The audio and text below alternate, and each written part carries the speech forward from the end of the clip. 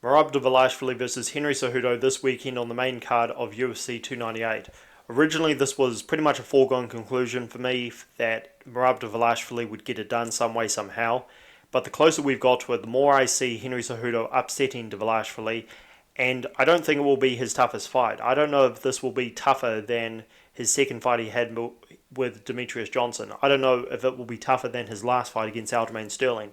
I don't know if it will even be tougher than his fight against Marlon Moraes, because even though Merab Dvalishvili is superhuman in terms of his cardio, I don't know how this guy can push the kind of output he does.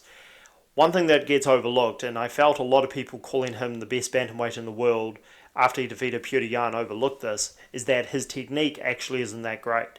His striking is okay, but there's nothing spectacular about it. His wrestling is solid, but again, it's not perfect, because look how many takedown defense he missed against Petr Yan, but also Jose Aldo. He couldn't take Aldo down once in that fight, and Aldo does not have a wrestling background.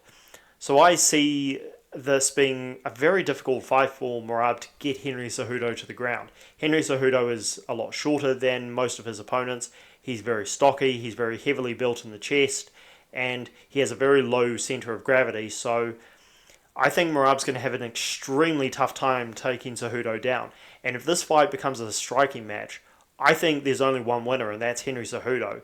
As you're seeing on screen by some of these screenshots that I've put up, Henry Cejudo is fast. And I'm not just talking about at flyweight, but even at bantamweight against guys who were known for their speed, like Marlon Moraes, like Dominic Cruz. Also, Aljamain Sterling is a very fast. He's a very good athlete, and he is faster than Merab Dvalishvili. Henry Cejudo was able to match him in speed, and Henry Cejudo is not the most gifted athlete in the world, but what he does have is a very good fight IQ. So he knows what to do, and because he doesn't hesitate when he's thinking, he doesn't hesitate with his movements. Therefore, he's able to look quite a bit faster than a lot of his opponents. And Merab Dvalishvili, if there's one thing that he lacks, it's speed. He's got insane cardio and output, but again, his speed is nothing spectacular. Henry Cejudo can easily beat him in that department, and his striking combinations, again, are much, much better than Merab Dvalishvili's. And actually, because Merab is so used to shooting countless takedowns in a fight, I believe he shot 50 takedowns or something crazy like that against Petr Yan in 5 rounds. He does square up to his opponents a lot. And you can see here against Marlon Moraes, he almost got knocked out. One left hook put him down and he was done. I mean, he survived, but he looked like he was gone. So I can see that happening here. Henry Cejudo does have pretty solid knockout power, as you can see here against Dominic Cruz. I know Dominic Cruz made a bunch of excuses for that stoppage, and it was early. However, Henry Cejudo does hit hard. Just ask TJ Dillashaw. I know he pretended that he didn't lose, but nonetheless, he knows what hit him in that fight.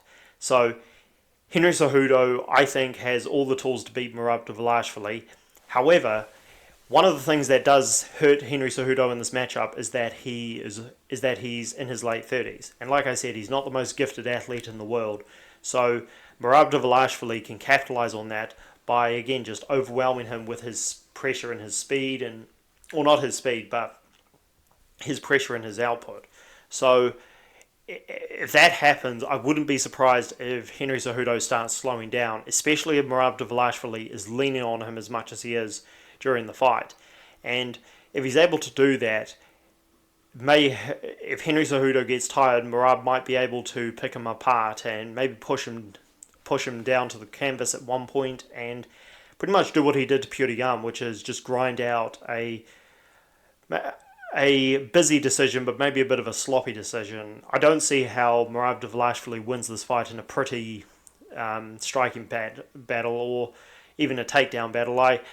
Merab Dvalishvili's fights rarely are clean. There's usually a lot of holding, a lot of grappling, a lot of stalling. So we will see how this plays out. Either way, I'm going to be very interested to see the outcome of this fight. I'm very much looking forward to it. And if Henry Cejudo wins, he does deserve to be in that GOAT conversation for me.